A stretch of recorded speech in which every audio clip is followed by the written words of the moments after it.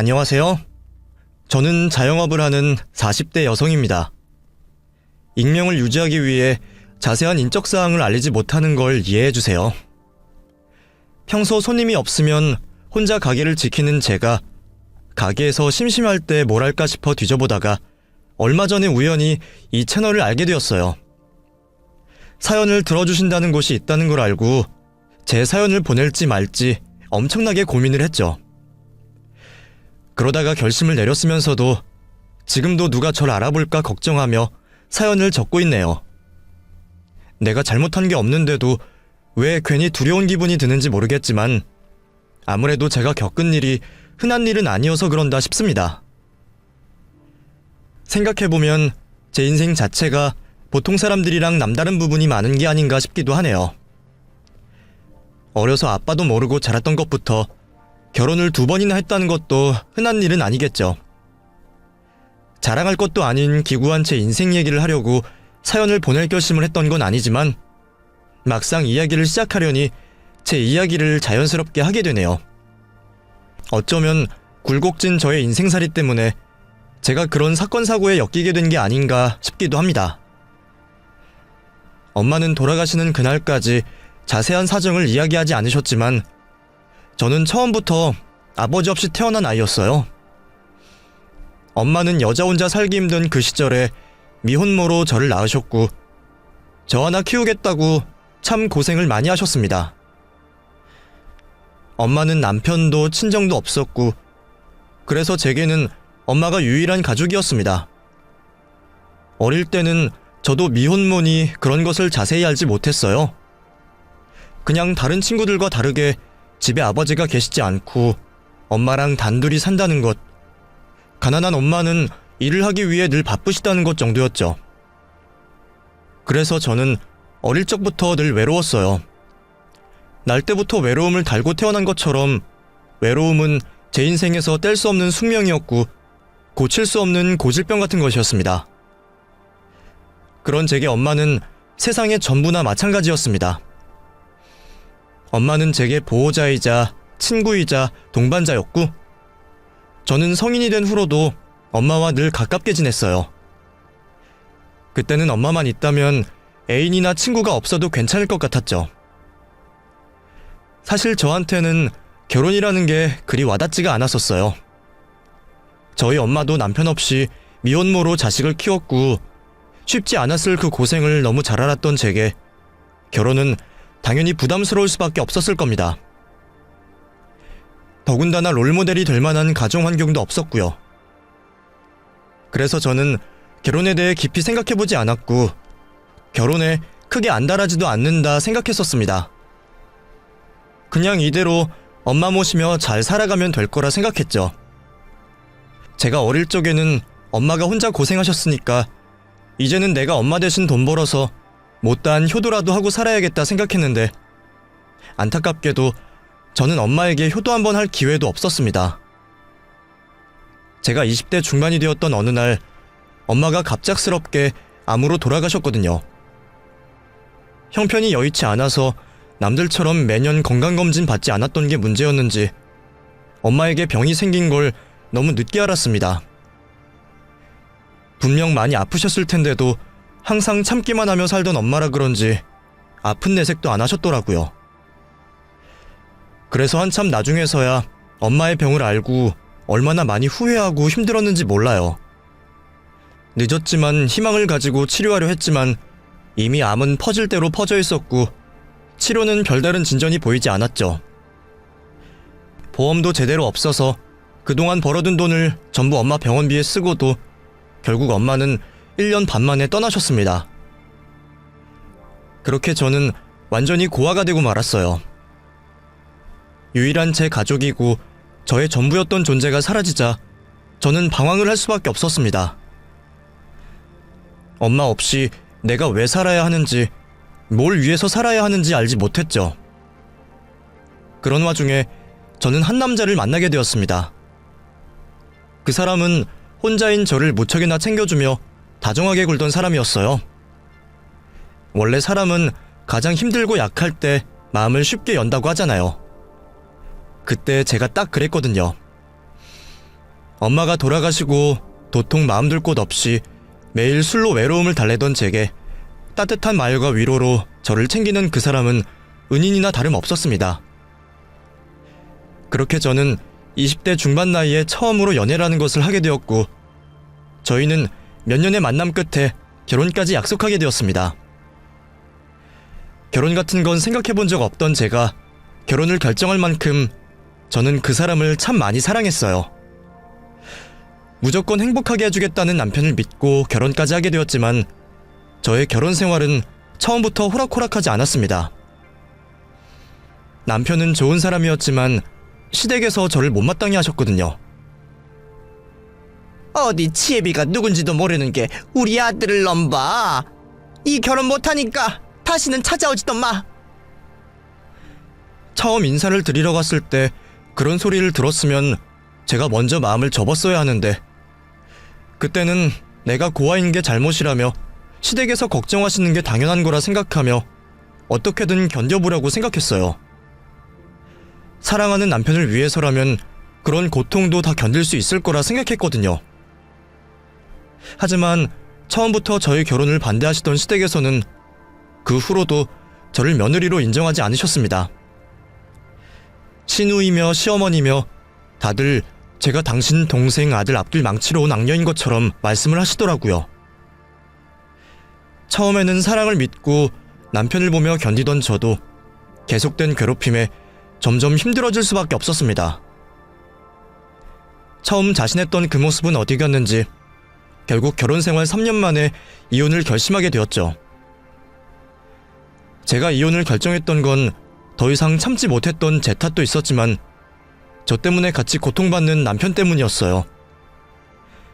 둘 다 매일 고통받고 더 이상 웃을 일이 없는데 그 결혼을 유지해서 뭐하나 싶더라고요. 남편과 협의 이혼을 하며 짧은 저의 결혼 생활은 막을 내리게 되었고, 저는 30대의 이혼녀가 되어 다시 혼자가 되었습니다. 막상 이혼을 하고 나니 그동안 의지했던 전남편 생각에 다시 달려가고 싶기도 했지만, 이듬해 그 사람이 다른 여자와 결혼을 해서 가정을 꾸렸다는 소식을 듣고는 영영 마음을 닫게 되었죠. 그때 전남편의 재혼 소식을 들으며 정말 많이 울었던 것 같아요. 나도 고아이고 싶어서 고아인 게 아닌데 그런 이유로 내 가정조차 지키지 못했다는 게 억울해서 정말 죽고 싶은 심정이었죠. 그 후로 저는 평생 혼자 살기를 자처하며 외롭게 지낼 수밖에 없었습니다. 그러다 나이를 먹어가며 장사를 시작하게 되었고, 어느새 10년차 자영업자가 되어 그럭저럭 제 몫은 해나가고 있었어요. 장사를 해서 큰돈을 만진 건 아니지만 그냥 아플 때 마음 놓고 병원 가고 돈 걱정 없이 저 혼자 건사할 정도는 벌게 되었죠. 이제 내 인생에 결혼은 없다 싶어서 평생 혼자 살 생각에 노후 준비를 위해 차곡차곡 돈을 모아갔습니다. 걱정 없이 장사가 잘 된 덕분이었죠. 장사가 꾸준히 되는 게 다 가게 위치 덕분이라는 생각에 오래도록 한자리에서 장사를 하고 싶었지만 가게가 있던 건물이 재건축을 하게 되어 어쩔 수 없이 가게를 비워야 했죠. 결국 동네까지 옮겨 다른 곳에 가게를 차리게 된 저는 새로 들어갈 가게의 건물주 아들이라는 성철 씨를 만나게 되었습니다. 유난히 시세보다 저렴한 월세에 가게를 보러 갔더니 권리금도 없다는 말에 그날 바로 계약을 하기로 했죠. 그때 건물주인 어머님 대신 나왔던 게 바로 성철 씨였습니다. 안녕하세요. 제가 건물주 아들입니다. 저희 어머니가 얼마 전에 뇌수술을 받으시고 거동을 못하셨어요. 제가 대신 계약을 하러 나왔습니다.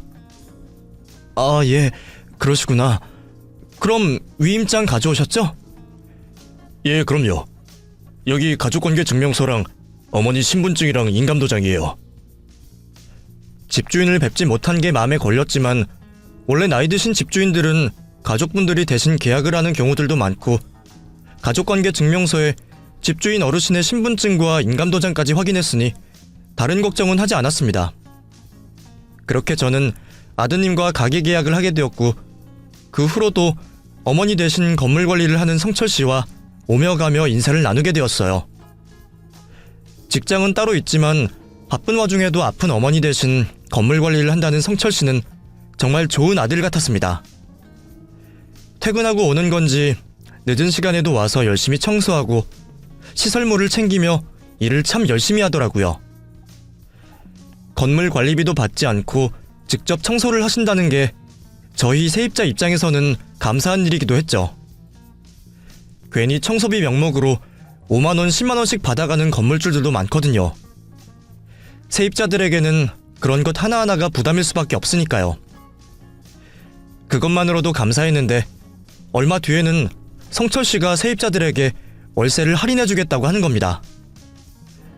그때가 하필이면 코로나가 막 시작되며 거리두기를 하던 시기라서 거리에 손님들이 없었거든요. 코로나가 얼마나 오래 갈지 모르지만 다들 힘내서 이겨보자고요. 그래서 이번 달 월세는 절반만 받겠습니다.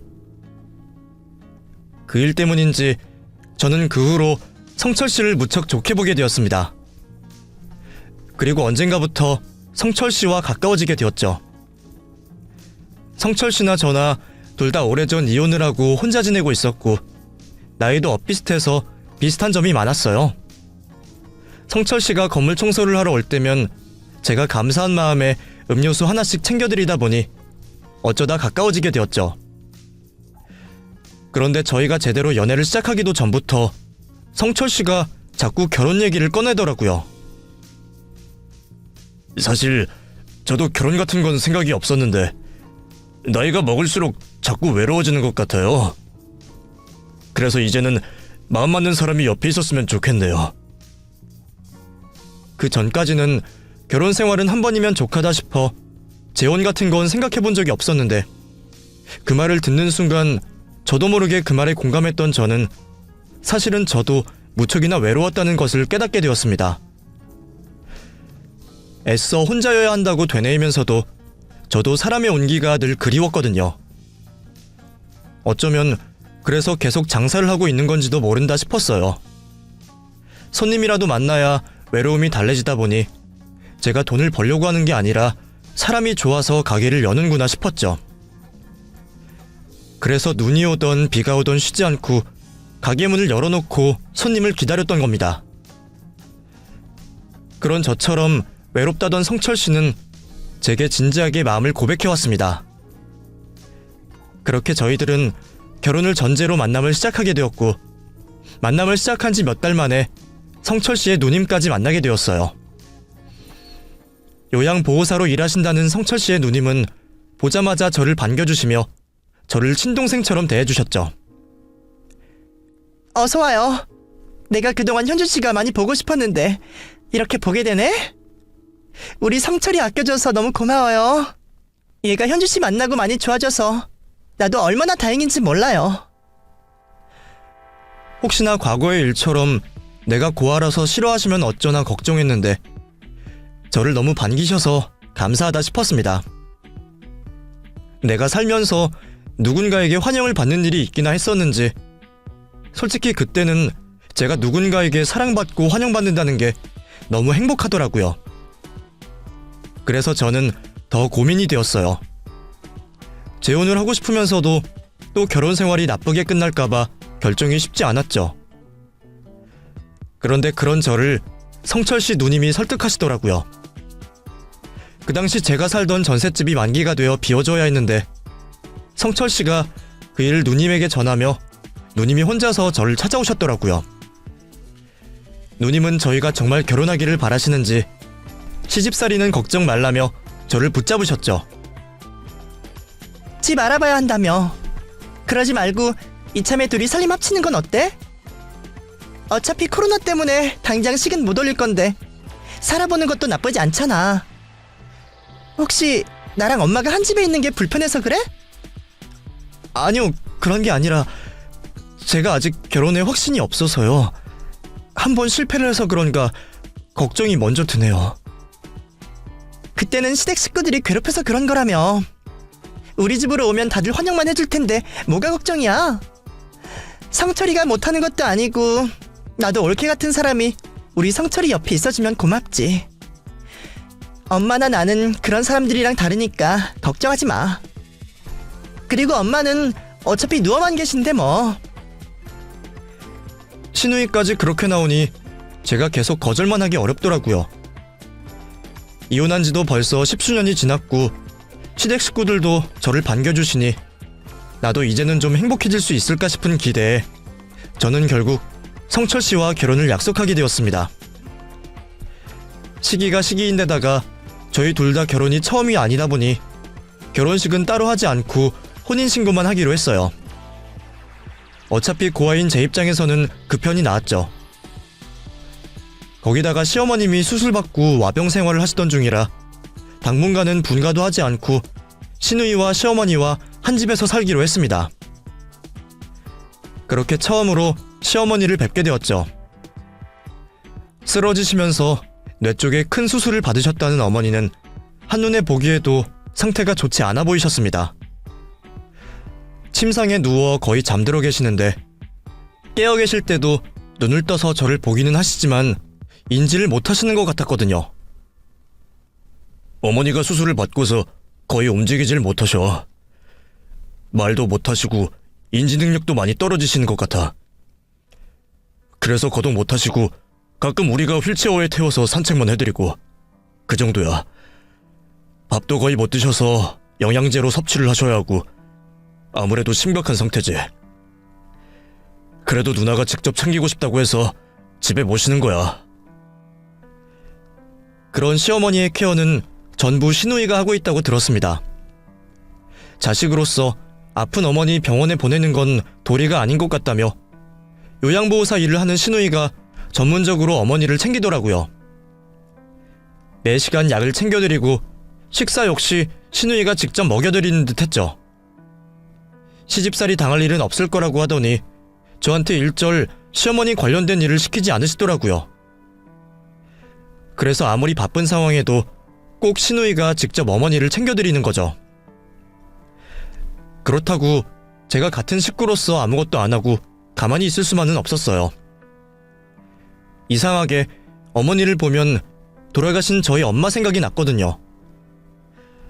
두 분은 닮은 구석도 없으신데 왜 시어머니를 보고 엄마 생각이 났는지 모르겠지만 저는 괜히 시어머니를 챙겨드리고 싶었습니다.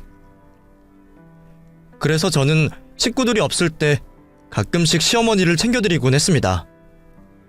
세수도 해드리고 심심하실까봐 옆에서 말동무도 해드리곤 했죠.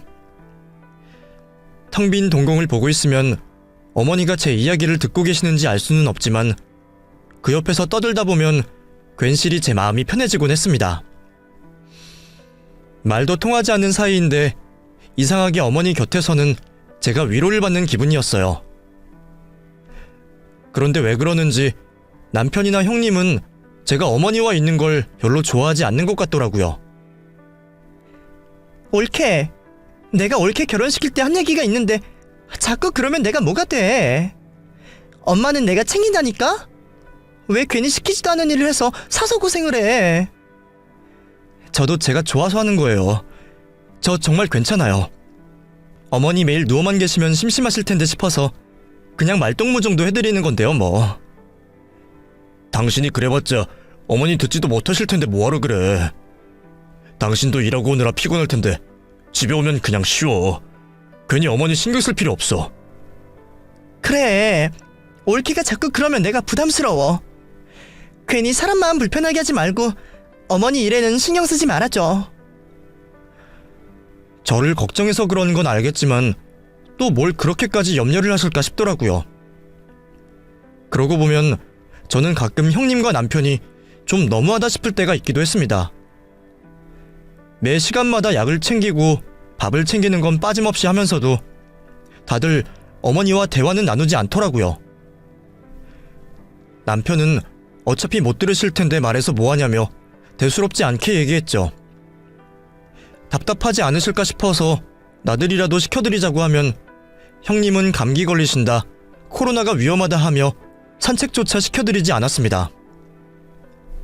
너무하다 하다가도 또 얘기를 들어보면 틀린 말도 아닌지라 저도 그러려니 하게 되었죠. 그렇게 제가 그 집에 들어간 지 몇 달이 지났고 저도 시댁살이에 적응하던 어느 날이었습니다. 그날은 평소랑 다르다면 다른 날이었죠. 건강 하나는 자부해서 아픈 일 별로 없던 제가 몇 년 만에 몸살을 앓게 되었거든요. 평소라면 자영업을 하는 제가 다른 식구들보다 일찍 나가야 했을 텐데 그날은 일어날 시간이 한참 지나도록 일어나지를 못했습니다.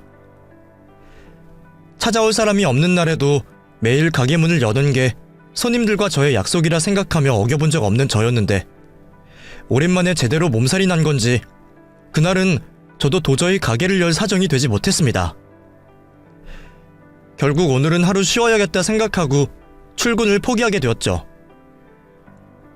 당신 많이 아파? 오늘 가게 못 나가는 거야? 아무래도 오늘은 좀 쉬어야겠어. 진짜 꼼짝을 못 하겠네. 그럼 그냥 집에 있으려고? 그래야지. 미안해 여보. 오늘은 밥 못 챙겨주겠다. 냉장고에 반찬 있으니까 대충 꺼내 먹고 갈래? 그래야지. 근데 진짜 집에 있으려고? 그럼 내가 어디 있겠어. 아픈 사람이 집에 있는 게 당연한 게 아닌지 남편은 자꾸 제게 집에 있을 거냐 묻더라고요. 많이 아프면 병원이라도 가는 게 좋지 않겠어? 내가 출근하면서 데려다 줄게. 같이 병원 가자. 병원? 몸살로 무슨 병원을 가. 병원 가봤자 링거나 놔줄 텐데 그런 거 소용없어. 그냥 약 먹고 한숨 푹 자고 나면 괜찮아질 거야. 아무래도 요즘 장사한다고 무리해서 그런 것 같아. 나도 나이 든 걸 생각했어야 하는데 젊은 시절이랑 똑같은 줄 알고 너무 몸을 혹사시켰네. 나 원래 몸살 나면 푹 자고 일어나면 괜찮아져. 그냥 집에서 쉬면 괜찮아. 그래도 집에 아무도 없는데 혼자 있다가 큰일이라도 나면 어쩌려고. 내가 걱정돼서 그러는데 차라리 병원에 입원이라도 하는 게 어때? 정말 괜찮다니까. 병원은 시끄럽고 그냥 집에서 좀 쉬고 싶어. 저도 40여 년 이 몸뚱이로 살아왔으니 제 몸이야 제가 잘 알고 몸살로 병원을 간다 한들 큰 차도도 없기에 그냥 집에서 쉬겠다고 하는데도 남편은 잘 아프지 않던 제가 아파서 그런지 아니면 아픈 사람이 집에 있는 게 걱정이 되는지 자꾸 몸살로 병원에 입원을 하라는 말까지 하며 걱정을 하더라고요. 거동 못하시는 시어머니는 집에 혼자 잘 두는 사람이 내가 몸살 좀 났다고 저렇게까지 걱정을 하는 걸 보니 남편이 나를 그렇게 사랑하나 싶은 생각까지 들었죠. 그래도 너무 유난은 떨고 싶지 않은 생각에 저는 몸살약이나 하나를 먹고 푹 자다가 일어나기로 생각했습니다. 보통은 그러면 금방 몸이 좋아지거든요. 주방에서 겨우 약을 챙겨 먹고 방으로 들어와 눈을 붙이려니 거실에서 남편과 시누이가 저를 걱정하는 말소리가 들렸습니다. 정말 괜찮은 거 맞아? 차라리 입원을 시키지. 말해봤는데 곧 죽어도 싫대. 그냥 자고 일어나면 될 거라고 방금 약 먹고 들어갔어. 혹시 어머니는 괜찮겠지? 그래, 그럼 어쩔 수 없지. 너무 강요해도 그렇긴 하니까. 어머니도 좀 전에 약 드렸으니까 아마 별일 없을 거야. 저를 걱정하는 남편과 신우의 말소리를 자장가 삼아 저는 금세 잠이 들었습니다. 평소에 약을 잘 먹지 않아서 그런지 약발이 유난히 잘 들더라고요. 덕분에 저는 꿈도 꾸지 않고 푹 잠에 빠져 있었죠. 잠결이었지만 밖이 조용한 게 다들 출근을 한 것 같았고 늘 그렇듯 시어머니도 미동 없이 방 안에 누워 계시는 듯 했습니다. 그런데 얼마나 시간이 지났을지 갑자기 밖에서 우당탕하는 소리가 들리는 겁니다. 그 소리를 듣고 저도 잠에서 깨게 되었죠. 잠결에 듣기는 했지만 아무래도 집안에서 들리는 소리 같은데 식구들은 다 출근한 와중에 이 집에서 웬 소리가 나는 걸까 싶었습니다. 평소였다면 곧장 나가서 소리의 출처를 확인했겠지만 몸살을 앓던 저는 귀찮음을 이기지 못해 계속 누워만 있었죠. 아마 뭔가 물건이 떨어졌나 보다며 대수롭지 않게 생각하면서 말이에요. 다시 잠에 빠지려 선잠을 자던 순간 꿈인지 뭔지 누가 제 침대맡에 서 있는 기분이 들더라고요. 너무 놀라서 눈을 번쩍 떴더니 그곳에는 다름 아닌 시어머니가 서 계셨습니다. 결혼하고서 어머니가 누워 계시는 모습만 봤던 저는 그게 당연히 꿈인 줄만 알았어요. 아파서 혼자 거동을 못하시는 시어머니가 서 계신다니 말도 안 된다 생각했죠. 너무 선명하기는 했지만 약기운의 제정신이 아닌 내가 지금 꿈을 꾸는구나 싶었던 저는 그대로 다시 잠을 청하려 했습니다. 그런데 그 순간 어머니가 제 팔을 잡고 저를 깨우시더라고요. 아가씨, 좀 일어나 봐요. 뇌수술을 받아 말을 못하신다던 시어머니가 또렷한 음성으로 저를 부르시는 소리에 저는 깜짝 놀라 잠에서 깨어날 수밖에 없었습니다. 너무 놀랐는지 약기운도 이겨내고 정말 잠이 확 깨어나며 시어머니가 제 팔을 붙들고 계시는 감각이나 귓전에 울리는 말소리가 또렷이 느껴지는데도 이게 있을 수 있는 일인지 싶더라고요. 어머니? 정말 어머니세요? 너무 놀란 나머지 마치 귀신을 보는 듯 시어머니를 되려 불러보기까지 했으니까요.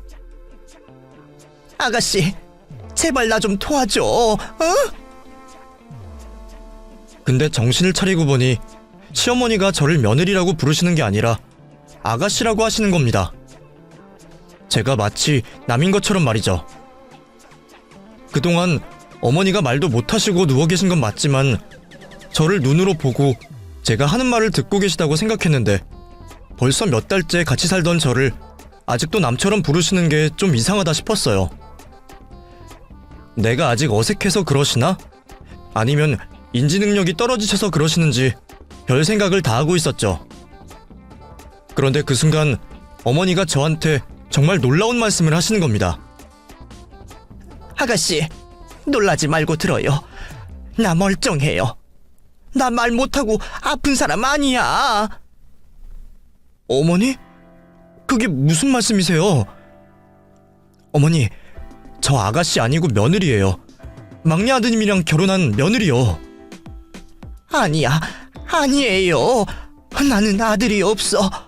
나한테는 아들이 없다고.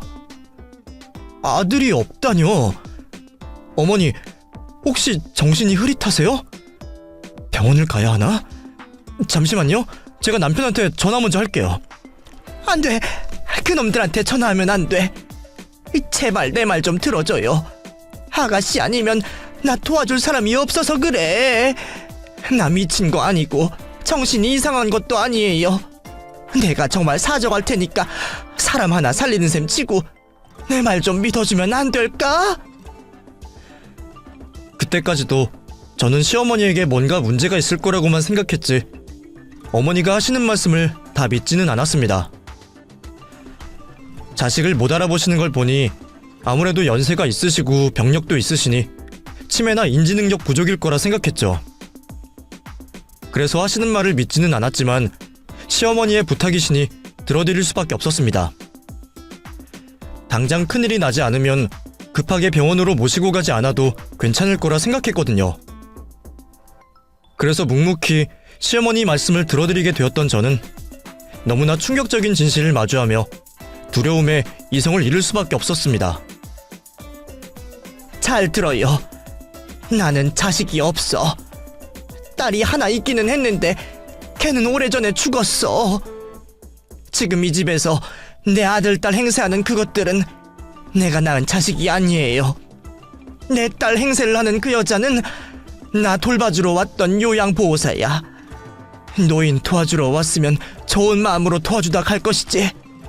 언젠가부터 자꾸 내 돈을 탐을 내더라고.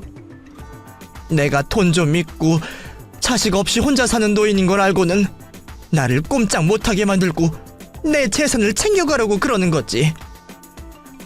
그래서 언젠가부터 자기가 내 양딸 하겠다고 엄마 그러더니 어느 날 갑자기 날더러 자기를 친딸로 입양을 해달라 그러는 거야. 자기가 내 죽은 딸 대신에 자식 노릇하겠다고 말이야. 근데 내가 설마 그 속을 모르겠어? 이것이 내 재산 빼돌릴 생각에 저러는구나 싶어서 그건 못 해주겠다 그랬지. 양딸이면 그냥 마음만 딸로 지내면 되지. 왜 굳이 입양까지 하느냐고. 그래서 처음에는 나를 살살 구슬려서 설득을 하려고 하더니 내가 회유가 안 되니까 안 되겠다 싶었나 봐. 내가 맨정신으로 입양을 안 해주겠다 싶으니까 결국 나를 협박해서 자기 동생이랑 우리 집에 쳐들어와서는 나를 이 꼴로 만들어 놓은 거예요. 자기를 입양할 때까지 꼼짝 못하게 하겠다 이거지. 그것들이 내가 늙어서 가족 없이 혼자라고 만만하게 보고 이런 것 같은데 내가 몸은 안 따라줘도 멀쩡한 정신으로 어떻게 그놈들 말을 들어주겠어요. 차라리 내가 치매 환자거나 했으면 이럴 필요도 없었을 텐데 내가 정신 멀쩡해서 자기들 뜻대로 안 해주니까 이렇게 한 거예요. 처음에는 우리 집에서 나를 묶어놓고 협박을 하더니 언젠가부터는 무슨 약을 먹이더니 그걸 먹고 나면 내가 하루 종일 정신도 못 차리고 말도 못 하겠더라고. 나도 어디다가 말이라도 하고 신고해서 도움이라도 받고 싶었는데 약만 먹으면 아무것도 할 수가 없는 거예요. 어머니가 말씀하신 이야기는 너무 끔찍해서 차마 믿고 싶지 않은 이야기였지만 말씀하시는 내내 눈물을 흘리시며 진정성 있게 얘기하시는 어머니 때문에 저는 그 말을 믿을 수밖에 없었어요. 사실 저도 남편과 시누이와 같이 살면서 문득 이상한 느낌을 받은 적이 있었기에 그 말을 쉽게 넘길 수가 없었죠. 하지만 제 입장에서는 설마 사람이 그런 짓을 할 수 있을까 싶더라고요. 그동안 아들 노릇하며 건물 관리까지 하던 사람이 말이에요. 그 말이 맞다면 저 역시 어머니처럼 그 사람들에게 감쪽같이 속은 것이기에 더 무서울 수밖에 없었습니다. 그리고 그제서야 제가 자기들 없이 집에 남는 것을 걱정하던 시누이와 남편의 태도가 무슨 의미였는지 깨닫게 되었죠. 몇 번이고 병원 이야기를 꺼내며 저를 걱정하던 남편은 절 걱정한 게 아니라 제가 어머니와 단둘이 남게 되는 걸 걱정한 거였습니다. 혹시나 이런 상황이 벌어져서 자기들의 범죄 행각이 탄로날까 두려웠던 거겠죠. 저를 만만히 생각했는지 이런 일을 예상하지 못하고 안심을 하고 저를 두고 나간 것이 저희에게는 천만다행이었지만 저는 그동안 약을 드시고 누워만 계시는 어머니가 어떻게 깨어나서 저한테 말씀을 하실 수 있는지 의문이었습니다. 어머니 말씀대로라면 시누이가 매일 먹이는 약 때문에 꼼짝을 못하셨다는 건데 평소 어머니 약이라면 남의 손 거치는 법 없이 꼭 자기 손으로 먹이던 시누이가 그 일을 까먹었을 리는 없었거든요. 그럼 어머니, 지금은 어떻게 일어나신 거예요? 그 약을 안 드신 거예요? 아니야. 매번 억지로 먹여서 안 먹을 수는 없었어. 오늘 아침에도 분명 그 여자가 나한테 약을 먹였는데 몰라. 평소랑 다르게 이상하게 잠이 오더니 조금 있으니까 눈이 떠지고 몸이 움직여지더라고. 그 순간 저는 주방으로 달려가 약을 확인하게 되었습니다. 시누이가 늘 손 닿는 곳에 두던 약들을 확인했죠. 그리고 저는 그곳에서 제가 아침에 먹은 몸살 약통을 보게 되었습니다. 하필이면 두 약통 모두 평범한 작은 약통에 소분되어 있어서 라벨도 없이 두 개가 비슷해 보였거든요. 안에 들어있는 알약도 자세히 보면 다르지만 얼핏 보기에는 똑같아 보였습니다. 제가 아침에 몸살 약을 찾아 먹고 약통을 식탁 위에 올려놓고 갔는데 아무래도 시누이가 그 약통을 자기가 꺼내둔 거라 착각을 했는지 어머니에게 평소 드시던 약이 아닌 제 몸살 약을 건넨 듯 했어요. 그래서 어머니 역시 평소와 다르게 약을 드시고 푹 잠드셨고 일어나니 몸이 개운해지며 평소와 달리 거동도 하시고 말씀도 할 수 있으셨겠죠. 어머니의 말씀과 물증까지 확보한 저는 집에 있던 약통들을 챙겨 그 길로 어머니를 모시고 집을 나설 수밖에 없었습니다. 벌써 오후 시간이 되었으니 곧 그 사람들이 집에 들이닥칠지 모르는데 이러다가 들키면 우리 둘 다 요절이 나겠다 싶어서 짐도 챙기지 못하고 한시급히 그 집을 벗어날 수밖에 없었죠. 어머니 집에서 어머니가 도망을 가야 하는 게 기가 막혔지만 우선은 나가서 누구에게라도 도움을 구하는 게 맞는 일이라 생각했습니다. 그렇게 저는 오랜만에 거동을 하셔서 잘 움직이지 못하시는 어머니를 휠체어에 태운 채 그 길로 곧장 경찰서로 향하게 되었어요. 제가 경찰서에 도착해서 횡설수설 떠들자 경찰들은 제 말을 알아듣지 못했습니다. 그러니까 어머니가 저희 시어머니가 아니고 제 남편이 이분 아들이 아니라고요. 아니, 모르는 사람들이 자식 행사하면서 이분 집에서 살고 있었다니까요? 저도 아무것도 모르고 속아서 그 집에서 며느리 노릇하고 있었고요. 예? 그러니까 며느리이신데 며느리가 아니고 이분이 시어머니가 아니라고요? 근데 결혼해서 여태 모시고 살았다고요? 그게 무슨 말이에요? 그때는 무서워서 이성이 거의 마비된 상태라 저도 하고 싶은 말이 제대로 나오지 않더라고요.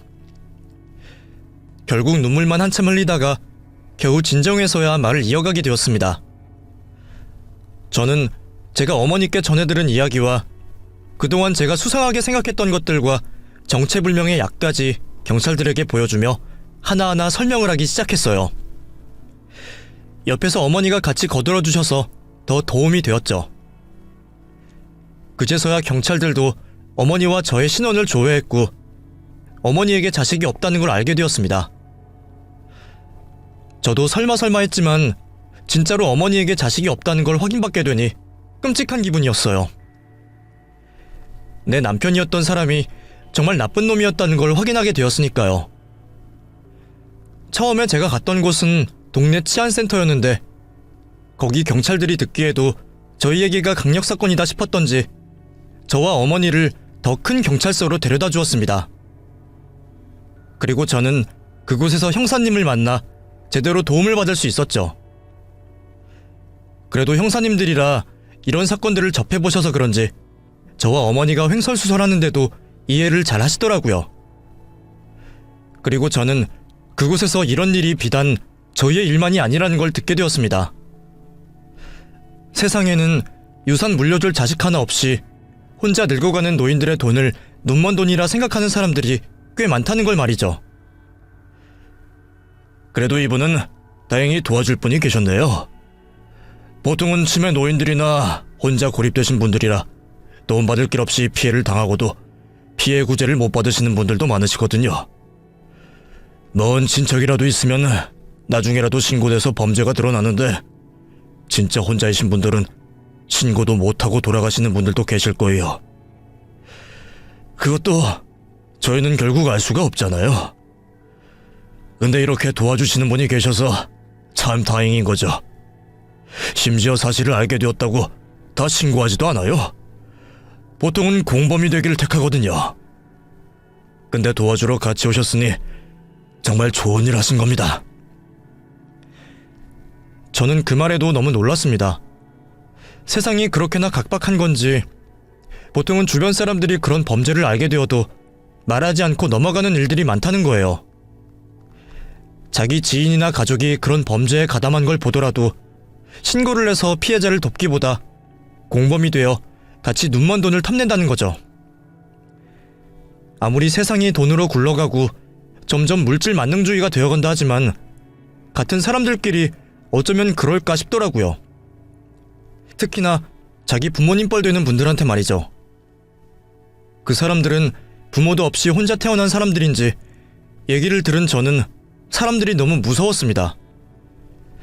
피해자를 돕는 게 당연하다 생각했던 저는 그 후로도 제가 어머니를 돕는다고 생각하지 않고 당연한 일이라 생각하며 어머니의 구제를 도왔습니다. 경찰들은 저희들이 보호받으며 지낼 수 있는 임시거처를 마련해 주었고 저와 어머니는 한동안 그곳에서 지내게 되었어요. 집으로 돌아가도 되지만 어머니가 그런 사람들과 살던 집으로 돌아가기 두려워하셨거든요. 원래라면 저희도 따로 지내야 하는 게 맞지만 어머니가 혼자가 불안하신지 저와 같이 계시기를 원하시더라고요. 혹시나 저까지 의심하시면 어쩌나 걱정도 했는데 다행히 어머니가 저는 믿어주시는 게 감사했어요. 어머니, 그래도 저 믿어주셔서 감사해요. 저도 어머니 아니었으면 사기꾼 남편한테 속아서 무슨 일을 겪었을지 모르겠네요. 그럼 내가 다른 사람은 못 믿어도 아가씨는 믿지. 내가 약에 취해서 비몽사몽한 와중에도 아가씨가 나 많이 챙겨준 거 알아. 매일 나한테 노래 불러주고 자기 얘기 들려주고 했었잖아. 일찍 엄마 잃고 고생했던 이야기도 다 기억이 나는데 그 얘기 들을 때는 정말 내가 벌떡 일어나서 대신 눈물을 닦아주고 싶더라고.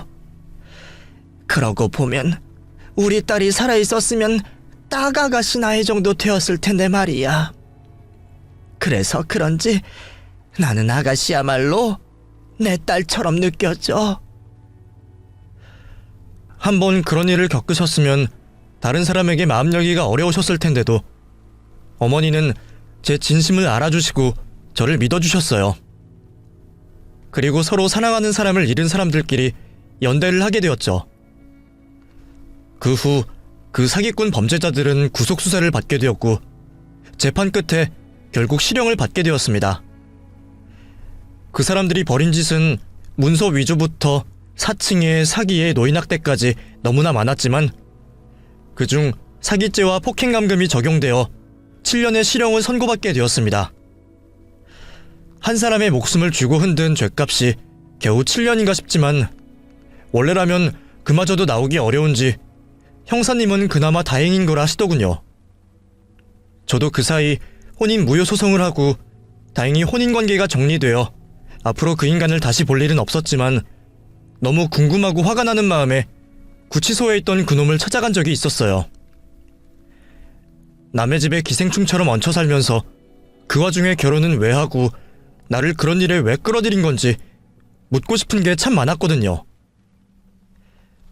이유라도 들어야 속이 풀리겠다 싶어서 찾아갔지만 그놈은 결국 면회를 나오지 않았습니다. 몇 번을 더 찾아가고 편지까지 보냈지만 대답을 듣기는 어려웠죠. 그러다 나중에 형사분께 얘기를 듣게 되었는데 저는 그 말로 그놈의 꿍꿍이를 짐작할 수 있었습니다.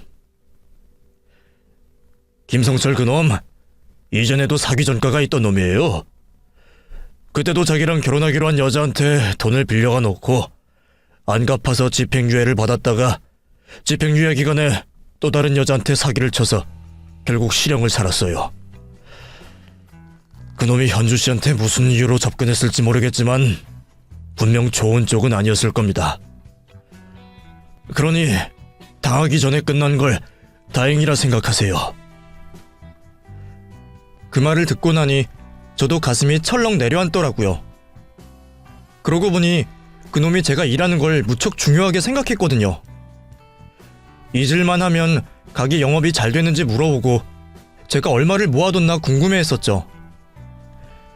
남편이라 관심을 가진다고 하기에도 너무 집요하다 싶었지만 그때는 고생하는 와이프 대신 셔터맨이라도 되어주려고 그러나 싶었는데 그놈의 실체를 알고 나니 당연히 의심이 드는 거죠. 아마 제가 돈을 쓸 줄 모르고 저축만 하는 걸 알고 거의 배가 차기를 기다렸을지도 모르겠다 싶더라고요. 그러다 어느 날 제 배가 갈렸을지 모르는 일일 겁니다. 그 생각을 하니 제가 어머니를 도운 게 아니라 어머니가 저를 도왔구나 싶었습니다. 어쩌면 하늘에서 저희 두 사람을 일부러 만나게 해주신 게 아닌가 싶었어요. 그래서인지 저는 그 뒤로도 어머니를 도저히 혼자 둘 수가 없었습니다. 적지도 않은 나이에 그런 일을 당하셔서 제대로 회복하실지도 걱정이었고 혼자 식사는 잘 챙겨 드실지 염려되었어요. 그 인간들이 실형을 확정받고 나서야 집으로 다시 돌아가실 수 있으셨던 어머니는 한동안 정신과 치료를 받으며 무척 힘든 시간을 보내셔야 했습니다.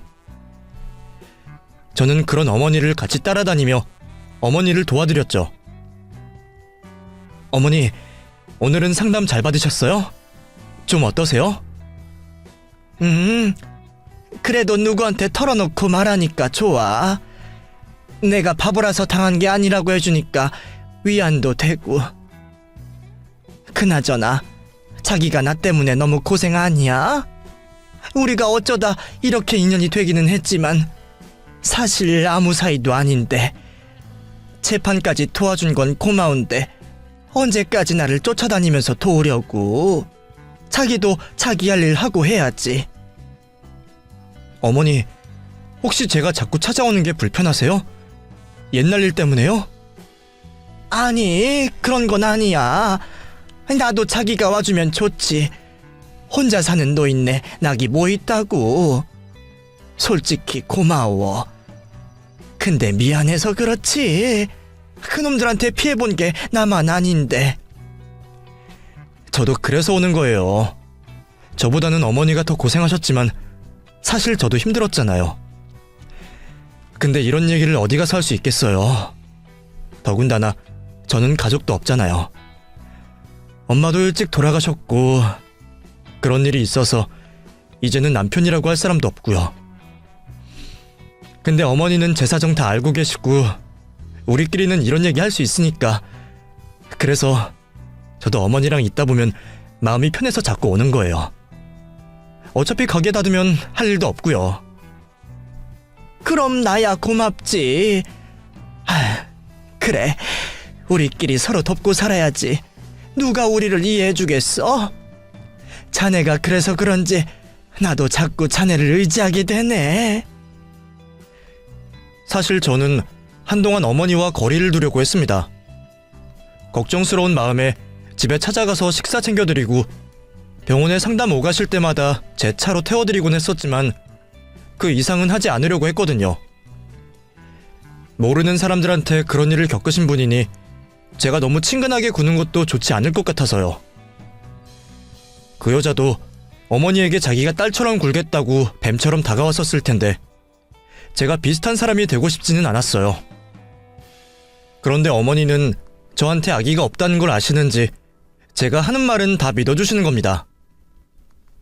그게 얼마나 감사하던지 저도 어머니를 더 챙길 수밖에 없었죠. 그러다 보니 저희는 어쩔 수 없이 서로를 의지할 수밖에 없었습니다. 어머니도 일찍이 따님 잃으시고 쭉 혼자 계셨고 저도 엄마 잃고 엄마의 빈자리를 그리워한 지 오래였기에 저희는 서로에게 딱 알맞은 가족이 되어줄 수 있었죠. 그래서 저는 저를 곁에 두고 싶어 하시는 어머니의 뜻대로 어머니를 양어머니로 모시며 제가 엄마에게 해드리지 못했던 효도를 대신할 생각입니다. 그리고 앞으로도 진심을 다해 어머니를 보살필 거예요. 이런 범죄들이 횡행한 와중에 저라도 어머니를 지켜드려야 하니까요. 그럼 저희 모녀를 응원해 주시기를 바라며 제 이야기를 마치겠습니다. 감사합니다.